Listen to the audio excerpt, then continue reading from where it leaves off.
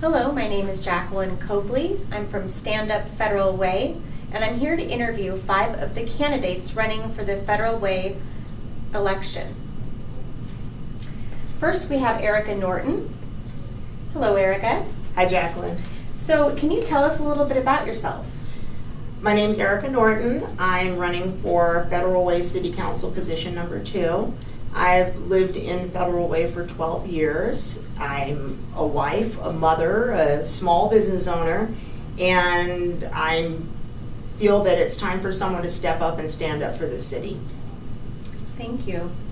Why did you decide to run for City Council? Well, it wasn't exactly my idea. Quite a few people encouraged me to do it because I'm not someone that would normally run for political office. I am someone that stands up for what I believe is right. And I don't need King County or Seattle.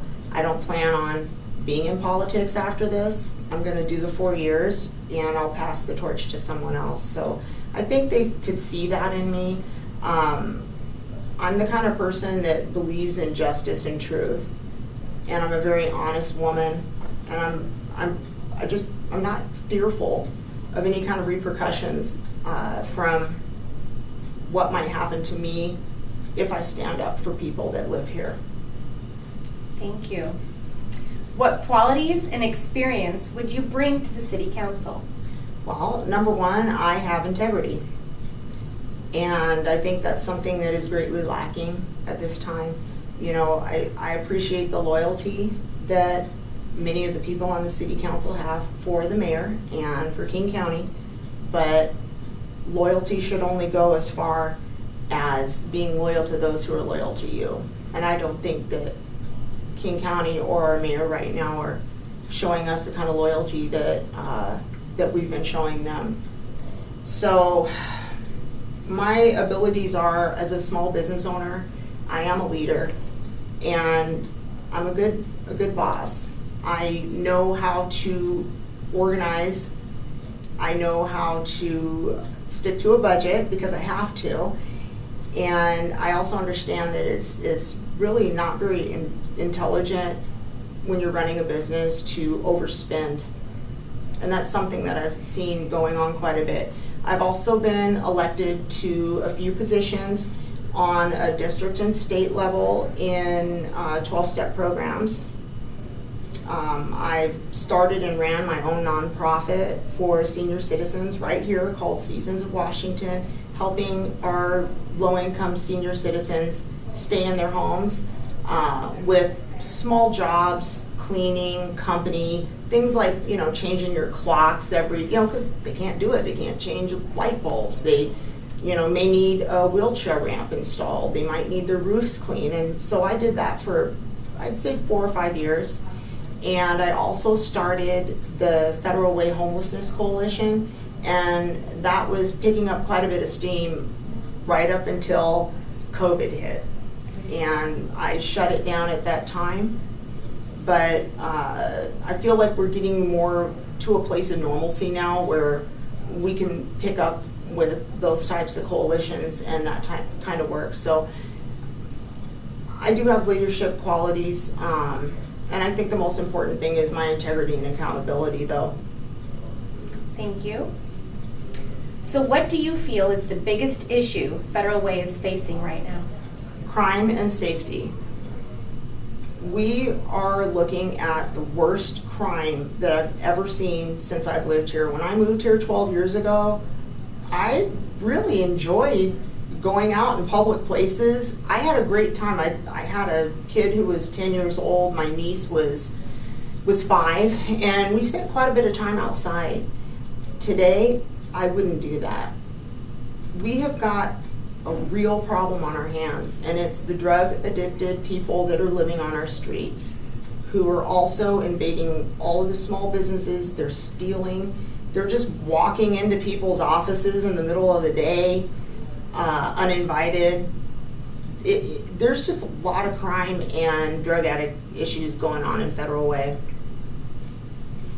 So what is your plan to address that?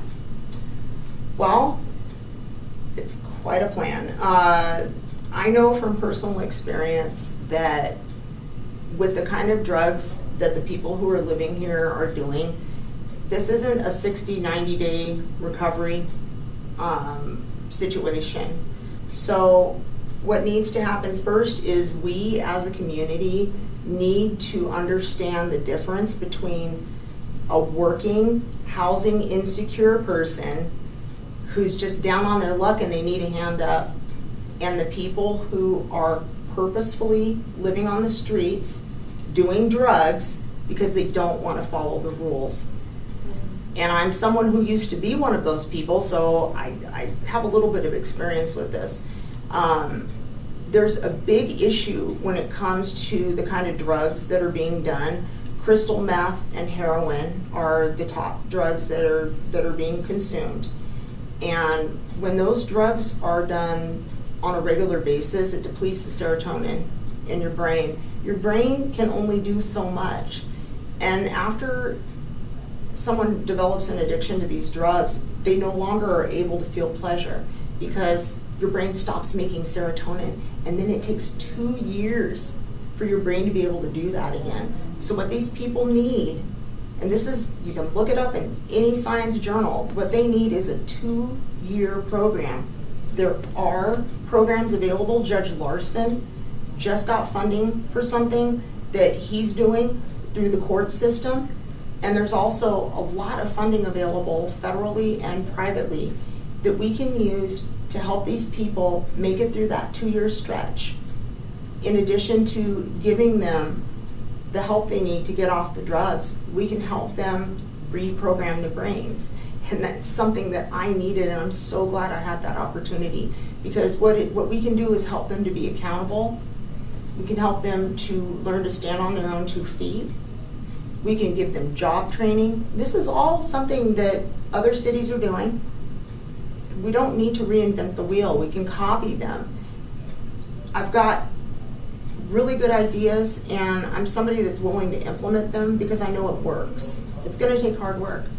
Well, thank you for sharing your personal story. I do think that gives you an insight that the other candidates simply don't have. So how does your plan differ from your opponent?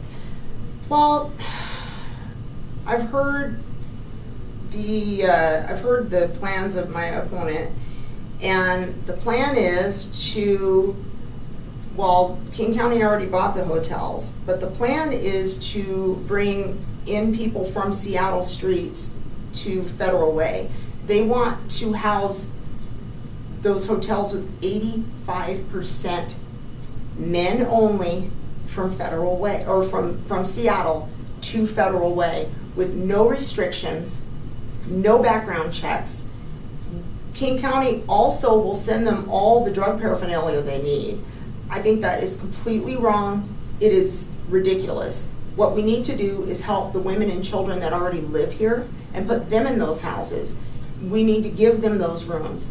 People who are on the verge of homelessness, before they fall into that trap, we've got to help them first.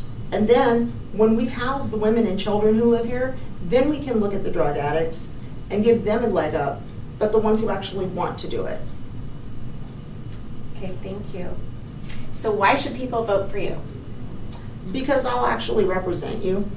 If you go to any city council meeting, they're all recorded, they're all on YouTube, you will see that a good 95 to 100% of the people who call in or write in are asking and literally begging the city council to stop doing what they're doing. And then the 1 to 5% of people who are in favor of it are all people that work in the homelessness industry. I don't think I'll get a job working in the homelessness industry.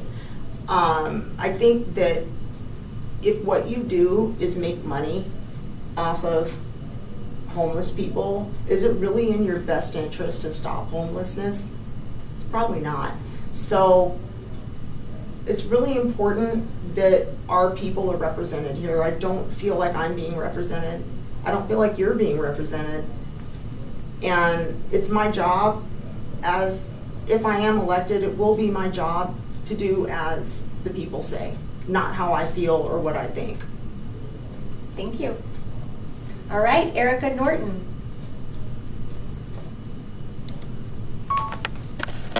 So how did that